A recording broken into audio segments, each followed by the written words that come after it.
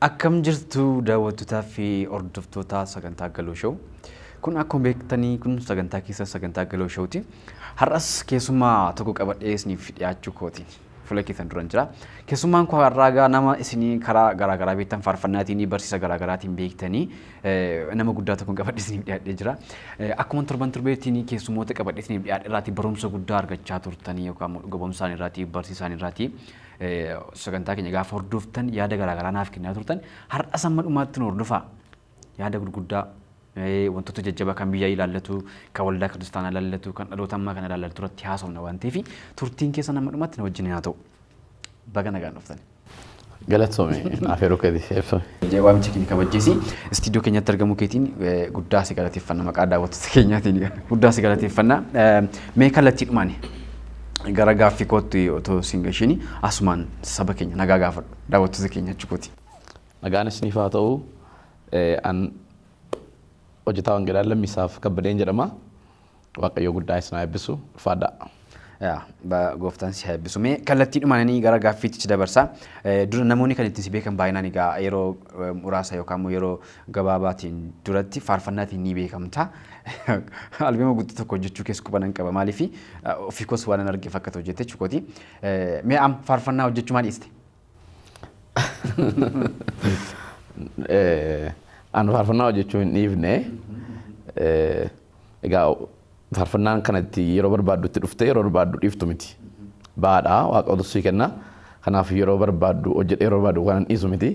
Hin dhiifne faarfannaa nama barreessa gidduutti barsiisutti waan hanqeef karaa lama ofii hin dandeessu achi booda immoo gara mana barumsaa macaafa qulqulluu waan hin deemeef hojii kosaan xiyyeeffadhee yoo Waaqayyo jedhe garuu amma hojii tokko jechaan jira hojii sana xumuree booda gara faarfannaatti. Namoonni baay'een tajaajila faarfannaa gara lallabaatti yookaan gara raajummaatti yookaan immoo gara barsiisa wangeelaatti gaafa darbanii akka sadarkaa guddinaa tokkotti lakkaawwatu inni kun sirriidha moo dogoggora?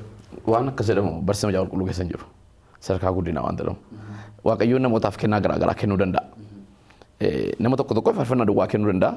Warra kaaniif immoo faarfannaas barsiisas lallabas kennuu danda'a. Waan Waaqayyoo sii kenne sana baattee hojjetta garuu hunda isaa wal duukaa hojjechuu hin dandeessu. Waan guddaa itti tajaajila keessatti namoonni eebbifaman ati ittiin bu'a qabeessa taatu ilaaltee abboota afuuraa jalatti guddatee gorsa fudhattee sana duukaa buutee hojjechuu qabda. Sana caalsisuu sireeraadha malee gattee kanatti dhiiftee kanatti baattee deemtu miti jechuudha. Hin dhiisnee barreessaan jira faarfannaa jaartii. Viidiyoo maaf hojjenne miti albeema guutuu hojjechuu kan quba qabanii sargeera. Namoonni baay'een faarfannaa kee dhaggeeffataa jiru dhaggeeffataas turanii gama viidiyootti maaf hin jijjiirre? Viidiyoo dura fedhii isaan qabuun ture. Eddaa amma immoo addunyaamti hojiiyyuu addunyaa miidiyaa viidiyoo ta'eera. Viidiyoo jechuun amma dirqama waan ta'eef gara fuulduraatti Waaqayyo jedhee yoo baay'ees ta'u baate tokko lama sadii keessa hojjechaa hin deemna. Otoo hojjette akkamitti hojjeta? Mee viidiyoo kana? Viidiyoo ana tun hojjedhe akkasidhe ammas ibsuu yoo rakkadhallee garuu akka ilaalcha kootitti faarfannaa sana kan giddu galeessu godhate. Harka caalaa immoo waltajjii iddoo aarsaa waldaa keetti hojjedhe xumuruu barbaadaan. Kan akkasii haasuun kumaa barbaachisaa itti fakkaate. Akkaataa amma hojiin viidiyoo faarfannaa irra jiru itti fuftee hojjechuu barbaadamu ayidiyaa garaa.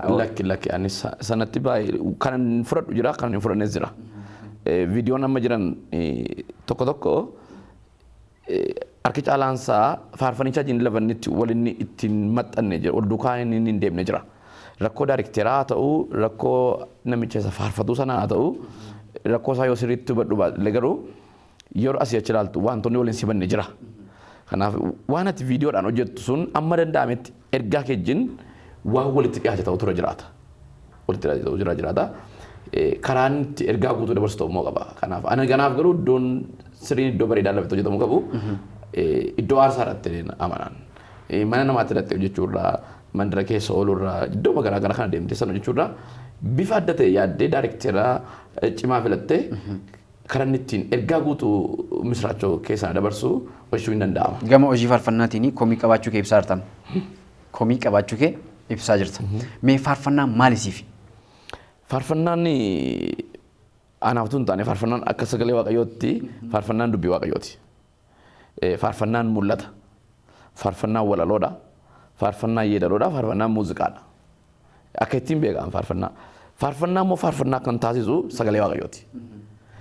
Namoota beekumsa sagalee waaqayyoo hin qabnee fi haalota baay'eetu faarfannaa ta'uu danda'a. Garuu faarfannaan sana miti kan nuun faarfachuu qabnu sagalee waaqayyooti. Faarfannaani kan ittiin waaqoo namatti dubbatu, namnis ittiin waaqootti dubbatu, namnis namatti ittiin ergaa waaqoo dubbatudha faarfannaan. Faarfannaa jechuun Kan ittiin waaqoo namatti dubbatu, namni immoo ittiin namatti dubbatuu fi waaqayyoos ittiin namatti dubbatudha. Faarfannaa namni karaa garaa garaa fudhachuu danda'a. Sagalee waaqayyoodhaa fudhachuu danda'a. Namni qotee dubbisee fudhachuu danda'a yeroo gaafata. Kallattiidhaanis abjuudhaan haa ta'u, karaa deemtu haa ta'u, akka itti waaqayyoo sitti mul'isanitti argachuu dandeessa faarfannaa. Kanaaf faarfannaan mul'ata waan ta'eef humna qaba. Kan inni amma gocharra hin dabarree fi rakkoo qophii natti fakkaata. Lammaffaa immoo fedhiidhaan faarfatama baay'een isaa malee mul'ataa miti. Fedhii iskilii godhanii yeroo iskilii ta'eera faarfannaan shaakalaan faarfatama. Shaakalaan faarfannaan immoo akkas miti. Waaqayyootu kenna faarfannaa. Faarfannaan mul'ata. Faarfannaan kan waaqayyo ittiin namatti dubbatu, namnis namatti dubbatudha kan jette mati. Mee garaagarummaan faarfannaaf sirba gidduu jiru maal? Garaagarummaa guddaa qaba.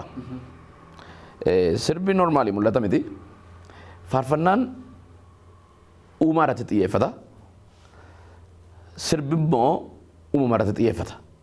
Faarfannaan asii ol yeroo faarfattu sirba immoo asii gadi faarfatta. Wayii galaanaa, wayii uumamaa, wayii funyaanii, wayii rifeensaa, wayii uumama tokko faarfatti sirbi sana. Faarfannaan garuu wayii uumamaatti. Namicha isa uumama sana duuba jiru galateeffatta, isa jajatta. Bareedina uumama sanaa isa fide sana guddaa isa ta'e sanatti ulfina sana ibsa. Garaagarummaa guddaatu jira. Faarfannaani nama waaqayyootti amanetu faarfata. Faarfannaa nama amantii qabutu faarfata. Sirba garuu nama amantii hin qabne sirba. Nama waaqayyoo miti kan sirbu. Garaagarummaan isaa guddaadha sitti. Inni sadaffaan immoo jireenyatu garaagarummaa qaba. Jireenya namicha isa faarfatuu fi sirbu gidduu garaagarummaan jira. Sun hiika nuun beeku qabnu guddaa sana. Jireenyatu dhimma jireenyaati. Dhimma yeedaloo miti. Dhimma muuziqaa qofa miti. Walaloon lafa sirbaa jira.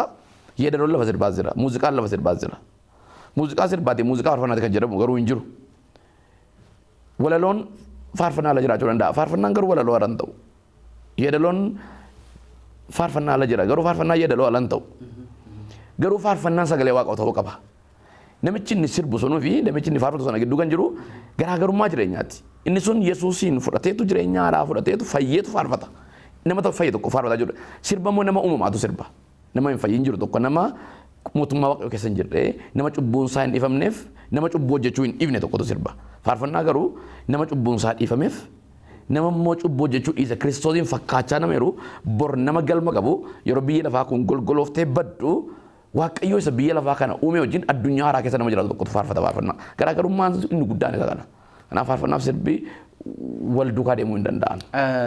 Gara dhugaatti nan tokko si deebisa. Deebiin kee gar tokkoon gaadha. Gar tokkoon gaa miti. Maal jennaan? Yeedaloodhaa. Yeedaloo jette minire. Yeedaloo walaloonii fi muuziqaa wal qabatanii faarfannaa tokko faarfannaa gochuu danda'u kan jette kaastetta. Gama sirbaatti yoo deebines immoo walaloonsaa, yeedaloonsaa, muuziqaansaa wal qabatanii sirba jechiisaniiru. Walumaa gala faarfannaadha kan jechisiisu. Faarfannaa tokko faarfannaa kan jechisiisu yeedaloosaa wajjin walaloosaa muuziqaasaa qabateeti immoo maayin sirba kan jechisiisu yeedaloosaati immoo walaloosaati immoo muuziqaasaati. Namoonni ta'anii gaafa faarfannaan tokko faarfatu adda baasan ilaaluuf yookaan wanti isaan ittiin gulaalan maaliin haa gulaalan warri ta'anii dhaggeeffatan. Namoota beekaniif macaafa qulqulluu keessaa fuudhanii haa faarfatan warra beekaniif hin gala. Warra beekanii fi hafuura waaqeffata waan ta'eef hin galaa fi warra hin beekneef akkamitti haa galu faarfannaan kun akkamitti hawwatu sabni kun. Faarfannaa kan godhu sagalee waaqayyooti. Malee yeedaloo isaa miti. Sagalee waaqayyoo sana yeedalootti jirteetu walalootti jirteetu riitimiin yeedaloon ammaa riitimii garaagaraa qaba. Riitimii shawaa qaba, walloo qaba, arsii qaba, kan wallaggaa jira. Sanatti jirteetu ittiin hojjetta jechuudha. Faarfannaa kan godhu, faarfataa kan godhu dubbii waaqayyoof jireenya inni waaqayyoo wajjin qabudha. Namoonni utuu waaqayyoon hin beekin faarfatoota miti. Namoonni utuu jireenya kiristiyaanummaa hin qabin, jireenya waaqayyoon hin qabin faarfataa hin danda'an. Faarfataan nama jireenya waaqayyoo qabudha. Faarfannaanis kan wayii waaqayyoo qabu ergaa waaqayyootti saba kanatti dabarsudha. Faarfannaan iddoo guddaa qaba. Haaromsa waldaa keessatti, wangeela bal'isuu keessatti, jireenya amantoota haaresuu keessatti gara namoota gara gooftaatti deebisuu keessatti raajiidhaan sagalee raajii qabaa, sagalee jajannaa qabaa, sagalee mo'ichaa qabaa, sagalee ulfinaa qabaa. Kun faarfannaan kan ittiin gara dubbiitti nama ofu miti. Garaagarummaa kan guddaan kana. Faarfannaa sirbarraa kan adda baasu konteentii isaati yookaan qabiyyee isaati. Qabiyyeedha. Qabiyyeen jara kanaa garaagara. Qodaa garaagaraatu isaan baateera. Qodaa garaagaraa isaan baateera. Inni sun biyya lafaa isa darbu isa golgolaa'uuf sirbita. Faarfannaa garuu yeroo biyyi lafaa golgolaa'u biyyi lafaa kun maramtee dabartu mootii isa guddaa sana duukaa jiraatta. Isaaf faarfatta. Isarraa fuuteetu ergaa namatti dabarsita. Innis karaa sana ergaa sitti dabarsa jechuudha. Faarfannaan wangeelarraa wanti itti adda baaftee ilaaltu hin jiru. Kennaa tokko waan ta'eef Waaqayyotu kenna. Kanaaf qabiyyee isaati. Qabiyyee sana namoonni hin beekne immoo faarfachuu dhiisuu qabu. Amma gaafa baraniitti. Gattaanii sagalee Waaqayyoo barachuu qabu. Waan hin beekne jechuun maraatummaadha. Maraatuun iyyuu waan beektu hojjetti. Mataa dhagaa waan beektu waan qalbiin ishee abboomu gooti maraatuun.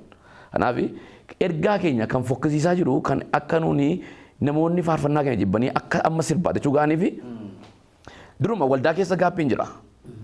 Gaappiin jira. Al tokko waldaa keessa kaalchariin badee ture. Amma yeroo kana yerootti aadaan kaalchariin aadaan itti dur aadaan seexanaa jedhamu deddeebi'aa jiru tokko wayeen uffannaa wayee callee waan tokko jira. Sun rakkoo hin qabu. Sun irraa jalaan hin baratama. Garuu inni guddaan faarfataan jireenya qabaachuu qaba. Sagalee Waaqayyoo beeku ture jiraata. Waan tokko siin galee waan tokko gaaffii koo keessaati. Faarfannaatti yoo deebitee faarfannaan aartiidha jedhamaa jira. Aartiidha jennaan aadaa kee ittiin ibsachuuf faarfattaa karaa tokko. Maal jennaan gaafa viidiyoon itti hojjetamu waan aadaa keenya mul'isu uffata aadaa keenya ibsuu danda'u tokkoon faarfatamaa jira. Kun aartiidha. Sirbatti gaafa deebitus gama sirbaatiin innis aartiidha. Aartiidha. Asitti tokkoon bamaniiru hin tokkoffamne. Amma tokko ta'aniiru miti dee gama aartii mul'isuutti tokko ta'aniiru. Tokko miti. Normaali nuuni faarfannaadhaan qabnee aadaa keenya hin guddifnu. Isaa fi aadaa guddisuudhaaf gara aadaaf turizimii biiroo deemuu qaba namni. Otoo tokko hin taane faarfannaan kun sirba wajjin wal fakkaata maaf jedhama? Isa kaa maaliif saba tokko kee abee faarfataa jira namatu. Sabuma fakkeenyaaf nuun amma sabaan Oromoo waan taaneef xiinsammuu Oromootiin loqoda Oromootiin afaan Oromootiin riitimii Oromootiin faarfanna.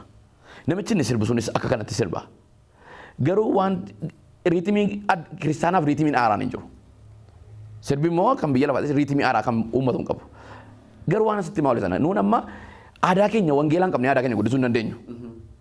Garuu wangeelli aadaa keenyaan lallabama. Nama tokko aadaa isaarraa adda baaftee ibsuu yoo barbaadde hiika sirkatti dhaba. Kanaaf nuun amma afaan Amaariffaatiin faarfachuu dandeenya. Afaan namaa yoo barree jechuudha rakkoo hin qabu. Afaan keenyaan faarfachuu garuu irra Waaqayyoon gammachiisa. Maaliif Waaqayyo afaan sanaan nu beeka. Afaan sanaan saba afaan kana qaqqabu immoo wangeela isaa qabsiisuutu nurra jiraata. Garuu karaa nuyi itti aadaa keenya guddifannu miti akkana gochuu jechuun.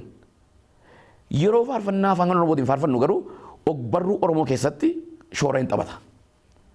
Shoora hin taphata. Maaliif addanas Waaqayyo dandeettii ogummaa kana namaa kenneera waan ta'eef. Kanaaf faarfannaan ogbarruu yoo ta'e iyyuu aartistii yoo ta'e iyyuu bifa aartiitiin yeedaloonsaa bifa qindaa'aa ta'een walaloonsaa bifa qindaa'aa ta'een bifa ogbarruu madaaluun barreeffamee maaliif nuun afur Waaqayyo nu keessa jira. Afurri Waaqayyo waan nu keessa jiruuf waan qindaa'aa waan mijataa waan ulfinaa qalbii namaa kan jijjiiru nuuni sammuu namaa qofatti dubbanna miti laphee namaattis dubbanna faarfannaadhaan. Sirbi garuu laphee namaatti miti sammuu namaa fedhii namaatti dubbata miira namaatti dubbata. Nuyi garuu qalbiin nuuni garuu lubbuu namaatti haasofna. Yaa gaaffii kana kan isii kaasee fi warri beekaniif galuu danda'a jennirra. Warri hin beekneef akkamitti hubatama? Isa jedhu hojii wal qabsiisnee kaasaa jirra. Kan sirbu sirbi miiratti dubbatama. Sirbi afuura keessa nama galchuu jechaa hartaa miti. Daawwitiin sirbeedha. Sirbeedha. As deebi'ee muka kwaaraa keessa ergootuma keessa jira. Sirbitoonni warri alaalee warri maal maaliin mootummaa Waaqayyootti hin galanii jedha. Har'a sirba kan dhaggeeffataa jiru harki muraasni beekamaadha. Faarfataanis dhaggeeffata. Inni kan dhaggeeffatama baay'inaan jechuudha. Gama tokkoon isuma sirbi sana gargaaraa jirra. Garuu sirbi sun maayini? Sirbi inni mootummaa Waaqayyootti nama gashine suni isa kami? Yoo Daawit sirbiira ta'e Daawit immoo nama Waaqayyoo akka garaa kootti kana. Soo erga akkas ta'eeti sirbi kun isa kami? Namootaaf hubatamuu akka danda'utti ibsa kana ibsi. Waaqayyo jechi sirbeeru yeroo macaafni qulqulluun hiikamee hiika isa duraa keetti Kan abbaa gammachiisiraati kan haaraa kana geetti warra macaa qulqulluu gara faarumatti nuyi kan jecha sirbee dhufa fayyadamaniiru.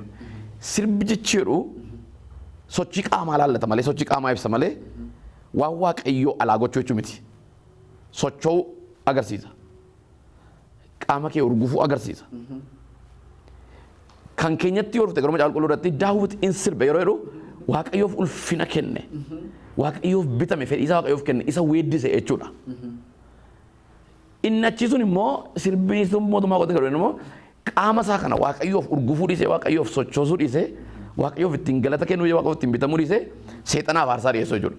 Kanaaf warri seexanaaf aarsaa dhiyeessan immoo mootummaa qote hin galan. In sirbee weeddise gaafa jennu in sirbee weeddise gaafa jennu macaafni weedduu weeddotaa eenyuuf barraa'e maal ibsa? Macaafni weedduu weeddotaa isuma sana fuunee gama faarfannaatti maaf hin jijjiirre weedduu weeddotaa kana. Warri faarfattoonnis akkuma warra sirbanitti sochoon tokko ta'eera miirri sochii kun jenneera sila kaasneera garuu tokko miti naan jette miirri sochii kun tokko agarsiisa. Warra beekanii fi akkamitti akka faarfatamu kan beeku isa faarfatu beeka. Faarfannaa warra beekaniif beekame warri hin beekne maal ilaalanii gara faarfannaatti dhufan gaaffii kana si kaasaa jira. Isuma weedduu weeddotaa keessa jiru immoo gaafa yookaan sirbi kana weeddisne gaafa jennu weedduu weeddotaa akka jirutti fuunee faarfannaatti maaf hin jijjiirre. Hin danda'ama jechuun weedduu weeddotaa weedduu sana goone weedduu weeddotaa walitti dhufeenya waldaaf Kiristoosin ibsa. Akka nama jaalalleessaa tokko jaallatee fi jaalalleessaa sun immoo deebii laatteefitti. Akka namni mucaan tokko nama jaallatee jaalalleessaa sun immoo jaalalleessaa sana dhabdee baddee immoo utuu isheen isa barbaadaa jirtu immoo itti dhufe jaalalleen ishee sun ishee fudhate nuun akkas jechuudha bannee turre. Jaalalleen keenya kun jaalalaan dhufee nu barbaadeetu warra hamoota harkaa seexan harkaa lafa hin reebamne itti nu baaseetu kanaaf jaalallee keenya sana yoo faarfannee kennaa waaqa nuu kenneera waan ta'eef guutummaa macaafa qulqulluu faarfachuu dandeenya. Kanaaf warri faarfatanis jiru. Faarfannaa warri faarfatanis jiru. Baay'inaan afaan Oromoo keessatti yoo dhabne iyyuu afaan Amaariffaa keessatti faarfannaa afaan Ingilizii keessatti faarfannaan jira. Faarfannaan kana faarfatamu. Nullee faarfachuu dandeenya jechuudha rakkoo hin qabu.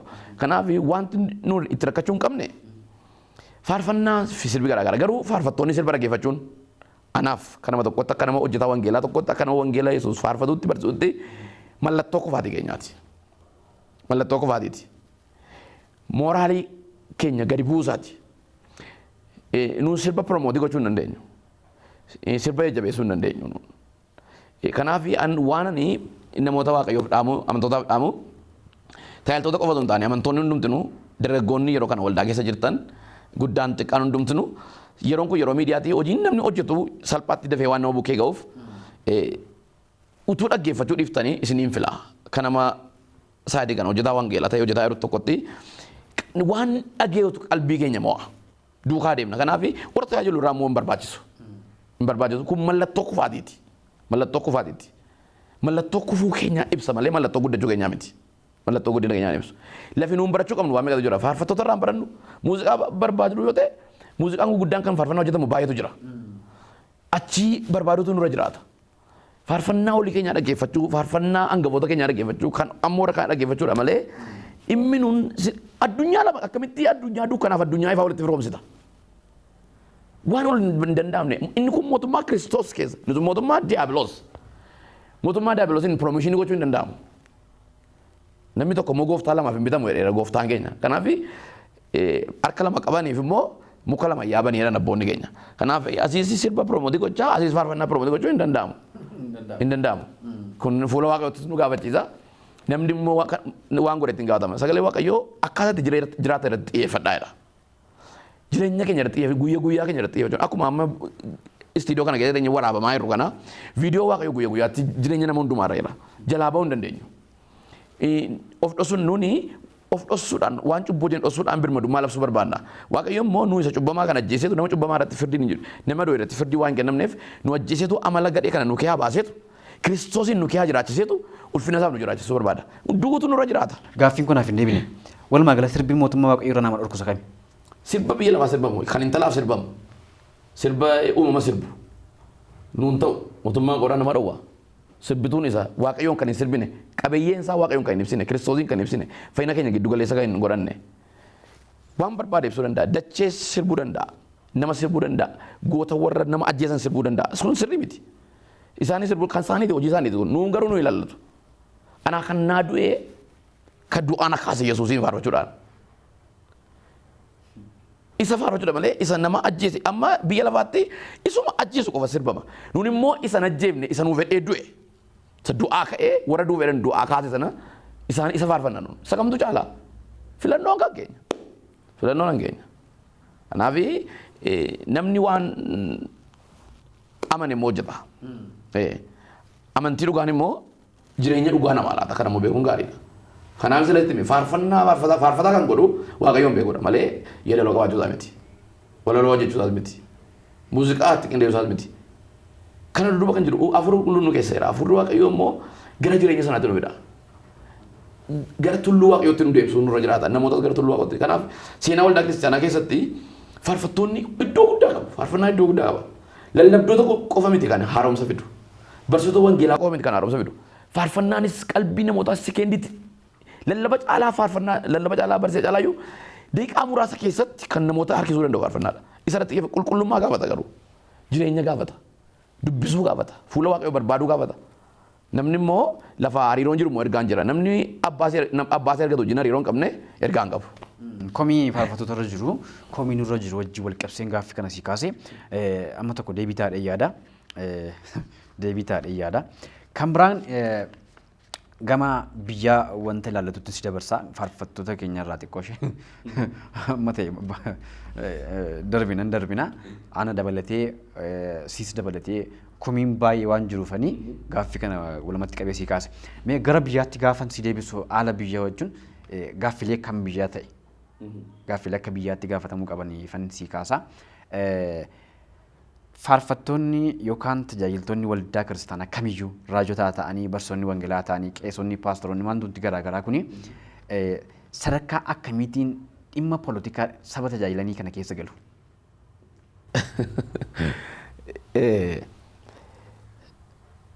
Fakkeenyaaf nama hojjetaa wangeelaati. Seerri waldaa kutiin dhoowwiti anaan amma. Paabilikii yookaan hawaasa dirree hawaasa irraa dura ba'ee calaqqee siyaasaa mul'isu. Fakkeenyaaf ani immoo paartii tokkoof miseensa ta'uu hin danda'u. Buusii kaffaluu hin danda'u. Garuu an dhimma siyaasa biyya kana haasa'uudhaaf poolitikaa ta'uu yookaan dhimma siyaasa ta'uu irra jiraatu. Lammii biyya kana jaallatu ta'uun qofti gahaadha. Lammii biyya kana jaallatu qofti ta'uun. Amantoonni keenya warra mormachuu danda'u rakkoo qabu. Garuu maaloodhaa dhugaa dubbachuu qabu. Haqa dubbachuu qabu. Walqixxummaatti amanuu qabu. Maaliif waaqayyoon waaqessinu waaqa dhugaati. Waaqa haqaati. Waaqa dhiiraaf durba walqixxeetti beeku. Waaqa Oromoo fi Amaaraa walqixxeetti beeku. Tigree fi Oromoo walqixxeetti beeku. Waaqa Chaayinaa fi Ameerikaa walqixxeetti beeku. Waaqa miira keenya irratti nu hundoofnedha. Waaqa nama hundumaa uumedha. Abbaa nama hundumaatiin. Kanaaf warra uume kana waliin caalchisu. Kanaaf nun immoo ambaasaaddara waaqayyooti. Yeroo mirgi dhala namaa cabu dubbachuu nurra jiraata. Nuni lammii biyya tokko ta'uun keenya gahaadha. Fakkeenyaaf ani biyya kana keessatti lammii Itoophiyaati. Sabaan Oromoodha. Amantiin koo Pirotestaantiidha. Hundi amantii warra Luuteraanii qaba. Dhimmi Itoophiyaa na ilaallata. Dhimmi Oromoos na ilaallata. Akka tajaajilaa wangeelaa tokkotti jechuudha. Garuu ani paartii siyaasaa sanarratti xiyyeeffadhee miti kan dubbadhu. Wangeelatu harka jira. Yoo namni akka malee du'u, yoo namni akka malee miidhamu, yoo mootummaan balleesse mootummaatti dubbachuu nurra jiraata. Yoo warri morkattoota balleesse isaanii dubbachuu nurra jiraata. Hawaasni yoo balleesse isaanii dubbachuu nurra jiraata. Kun waldaan sagalee raajii qabdi biyya kana keessatti. Itti gaafatama guddaa kan qabu nuyi malee mootummaa miti biyya kanaaf. Waaqayyo nuun ifa soogidda nuun jedhe. Akka barumsa ana manutti waldaan harka mirgaadha yeroo hundumaa. Saba waaqayyoof addunyaa kana waldaan harka mirgaadha ifa. Lafa waldaan hin jirre dukkaanatu jira. Lafa waldaan hin jirre misiraachoon hin jiru. Lafa waldaan hin jirre soogiddi hin jiru. Hin mi'aawu jireenyi namaa. Ni harka mirgaa waaqayyooti. Mootummaan immoo harka bitaa waaqayyooti. Kanaaf warra jallootatti adabuuf kaayee waaqayyo isaanis hojiitti hojjeta waaqayyo. Walumaa galatti tajaajiltoonni siyaasa biyyattiif hin barbaachisu moo hin barbaachisanidha gaaffiin koo? Tajaajiltoonni qofa miti. Lammiin biyya kanaan barbaachisa guutummaan isaa. Garuu namni hundumtuu siyaasa keessatti hirmaachuu hin qabu. Wanti ispeesifik goonee dubbannu tajaajiltootaa fi amantoonni warri kaanii yoo dubbatan rakkina hin qabu jedhama. Tajaajiltoonni garuu akka isaan dubbannan itti duugamamee jira. Maal jennaan tajaajilaan achi ba'ee waa'ee wangeelaa dubbachuu qofa kan inni dubbachuu danda'u poolitiksii keessa galuu hin qabu jedhamee gaafa kaafamu jira jechuudha. Maal jennaan dhimma lubbuu qofa irratti hojjechuu qaba. Dhimma lubbuu mootummaa waaqayyootti geessurraa kan hafee dhimma biyyaa keessa galuu hin qabu jedhamee ilaalcha akkasii ilaalama yeroo baay'ee jechuudha. Isa kanaaf tajaajiltoota hin barbaachisa moo hin barbaachisu waa'een mirga dhala namaaf dubbachuu kun? Hin barbaachisa. Indee baay'ee barbaachisa malee maaliif hin barbaachisu? Ani bakka bu'aa Yesuusi barra. Garuu waan yeroo dubbannu yeroo nan keenyaa qofi miidhamu qofa haasa'u nurra hin jiraatu. Nama Oromoodha yeroo Oromoon qofi qofa baay'ee miidiyaa taasisuu nurra hin jiraatu. Fuula Facebook irratti hawaasa sooshal miidiyaa qabu taasisuu nurra hin jiraatu. Waltajjii garuu yoo Amaari duusu yoo Tigireen duusu yoo Kambaataan duusu Walaayittaan duusu haasa'uu qabda. Ati waaqayyoon bakka buutee dhaabachaa jirta malee paartii siyaasaa miti. Kana wajjin wal qabatee faarfannaan haala yeroo irratti hundeeffamee bahu yookaan mata duree isaatiin yookaan maal isaatiin haala yeroo irratti hundaa'e keessumaa maal jedhaman waqtiin jedhamu kun isuma haaluma miti. Haala yeroo ta'e. Haaluma hawaasummaan keessa jiru kanarra dhaabbatee gaafa bahu hin barbaachisu moo hin barbaachisu lallabni. Hin barbaachisa malee. Kiristiyaanni bar qilleensarra hin jiru. Lafa warra jiraachaa irra. Hawaasa keessa jiraanna. Garuu akka itti dhimma hawaasa keessatti hirmaannu akka qaba daangaa qaba. Daangaa sana ala ce'uun irra jiraatu. Fakkeenyaaf faaruu Ermiyaas yoo dubbisteeti yeroo ijoolleen Israa'el boojuu jiran faarfate Ermiyaas faaruu sana. Macaafa qulqulluu keessatti agartaati kana. Yeroo kana arguu dandeessa. Gootota macaafa qulqulluu keessatti seenaa waldaa kiristaanaa keessatti immoo Maartin Luuter King xiqqaan Ameerikaa fa'aa jiru lubaa waldaati. Yeroo Ameerikaatti mirgi dhala namaa dhiitamu nama ana bujjuun qaba jedheedha. Yeroo ijoolleen adii fi ijoolleen gurraachaa wal fuudhan argeeraanidha. Yeroo isaan harka wal qabatanii deeman argeeraanidha. Yeroo nuni laaqii garaagartummaa keessaa baanee dhagaa tokkummaarra dhaabannu jedhe. Nuun kana lallabuu nurra jiraata kana faarfachuu nurra jiraata. Hooggantoota akkasii akka waaqayyoon nu fiduu immoo kadhachuu qabna. Dismondo Tutu namicha jedhamu Bishooppiin Afrikaa kibbaa jira. Biyya keenyatti namni nun guddaa hon ergoonu kabajnu luba qabna nun luba guddinaa tumsaa jiru. Yeroo dargii keessa yeroo dargiin waldaa kan maqaan kan qaala walitti cufe mul'ogel hin ta'u jedhee nama falmee jiru. Hundumaaf dhaabachuu qabna jechuudha. Kan kooduu jiru hin jiraatu. Maaliif nuni nama tokko yookaan paartii tokko yookaan saba tokko itti bakka buunee jiru. Biyya lafaa hundumaa dhaqaa nuun jedhe nuun. Saba hundumaatti dubbadhaa nuun jedhe. Wayi nama hundumaa saba nurra wangeelli immoo misiraachoodha. Mirga dhala namaa ilaallata. Waaqayyo yeroo dhufee nama fayyisu fooniif lubbuu namaa fayyise. Foon keenya dhimma mirga keenyaa yoo ta'u lubbuun keenya immoo dhimma fuula keenyaa ta'a. Kanaaf namni tokko mirga barachuu qabaa, qabaachuu qabaa, mirga jiraachuu argachuu qabaa. Sabii yaada isaatiif wajjin namni horii miti gaa namni akka iddoo barbaadetti du'uu hin qabu namni bosonuu miti. Seera biyya keenyaa bosonuu horii yoo iddoo barbaadetti na jeesinaa jedhama. Inni seera biyya kanaa. Iddoo barbaadetti horii na jeesinaa jedha. Horiin iddoo barbaadetti yoo jeeftee qabda muka yoo barbaadde murtuu biyya kanatti seerri si dhowwa. Kanaaf kiristiyaanonni abboonni eeggeessitoonni amantii faayidaadhaa bilisa ta'u dura jiraata. Wanti afaan nama baay'ee qabu faayidaadha. Faayidaan keenya nuun Yesuusiin buufachuudha. Kanaaf Phaawulos ergaa Filiphisiyoos irratti ani Kiristoosiin bu'aa godhadheera. Warri Kiristoosiin bu'aa isaanii godhatan nama hundumaaf dhaabatu. Biyya kanaaf immoo kadhachuun nurra jiraata. Mootummaaf kadhachuun nurra jiraata. Warra paartii mootummaa jira kadhachuun nurra jiraata. Nuun hunda isaanii baachuu qabna nuun. Hunda isaanii baachuu qabna. Waaqayyoos qeeliin saba kanaaf kadhadhu jedhe baadhu jedhe. Saba kana baachuun nurra jiraata. Ba'aa saba kana akka baachuu dandeenyu Waaqayyo immoo ayyaana isaa akka nu kennu immoo jabaachuu qabna. Lapheen keenya biyya kanaaf bal'aa ta'uu qaba. Saggoon keenya hooggantoota siyaasaa gaarii bal'aa ta'utu jiraata. Dubbiin keenya qajeelaa ta'uu qaba. Kanaaf sagalee waaqa raajii isaa irratti maalidha? Inni ol jedhe gad bu'eedha. Inni gad jedhe immoo lafuudha. Amos immoo qajeelummaan dhugaan akka bishaanitti mandara keessaa yaa'uudha. Nuun kan lallabuun nurra jiraata. Biyyi kun dhugaa dhabde biyyi nuun kee jiraannu kun biyyi Itoophiyaa jedhamtu kun naannoo Oromiyaa nuun kee dhugaan qabdu. Dhugaa dhabde dhugaan akka bishaanitti akka biyya kana keessa yaa'uuf qoonni shoorri abboota amantii keessumaa keenya guddaadha. Yoo waldaan sirroofte biyyi kun hin sirraa. Yoo tajaajiltoonni sirraan biyyi kun hin sirroofti. Paasteroonni yoo sirraan biyyi kun hin sirroofti. Raajoonni yoo sirraan sobuu yoo dhiisan. Faayidaa isaanii fedhanii waan garaa garaa gochuu yoo dhiisan biyyi kun hin sirraa. Waan hundumaa gara mootummaatti gatuun gaarii miti. Biyya kana dogoggorri biyya kanaa inni guddaan akka ilaalutten waldaa bukkee dogoggorri jedhe. Nutoo sobaa jira. Nutoo balleessaa jira. Nutoo dhugaa hin qabnu. Nutoo haqa hin deeggarru. Nutoo hin balleessina. Akka eenyu bishaan immoo olii yaa'u gaa. Asii gadi malee. Wanti qulqulluun biraa ba'uu qaba. Baay'ee namatti tola. Amma wangeela qaqqabsiisuutu hojjetaa jirta. Faarfannaa caalaa iyyuu gara kanaatti kan itti deebisanitti fakkaata. Meeshaa kana akkamitti eegalte? Eenyu wajjin hojjetaa jirta? Ani wangeela qaqqabsiisuu kan jalqabee yeroon Haromaayaa Yuunivarsiitii waggaa tokkoffaa baradhuudha. Sa'aatii sadiin namicha Maammed jedhamurraa baradhee Araaritti baradhee isa booda deebi'ee guyyaa sana nan boo'ee abiddi sun guyyaa sana kaasee achumaa galeen koree feelooshipii Haromaayaa waan an tureef achumaan galeen ijoollee sana barsiisutti ka'ee isa booda lafan deemu hundumaatti hojjechuutti ka'ee amma kan inni wajjin hojjedhu namoota waaqayyoo fedhiidhaan isaan kaase abeeta kiristaanii wajjinis nan hojjedha waldoota kiristaanaa wajjinis nan hojjedha hojii kana keessatti namoonni bukkee daawwatan jiru keessumaa obboleessa koo guddinaa baay'ee galateeffachuun barbaada. Obboleessa koo Magarsaa Annaa Milkiyaasiin baay'ee galateeffachuun barbaada. Galooshoos galateeffachuun barbaada. Hojii kana keessatti na jajjabeessaa na wajjin dhaabata. Ati ulfaadhuu sii jedha. Waldaan an keessa tajaajilus waamicha kan isheen naa goote kanarraa kaateeti. Waldaa koo waldaa warra wangeelaa Makaana Yesuus Insilaalee Amboos guddaan galateeffadha. Hojii mootummaa keessaa ba'aan qabu kan arganii gara mana barumsaa Macaa Qulqulluu seminaariitti na erganii waggaa afurachi baradhee ammas hojii bal'isuu wangeelaa kanarratti akkan hojjedhuuf waamicha waan naa godhaniif baay'een isaan galateeffadha. Ba'aa kana immoo waaqotu narra kaa'e.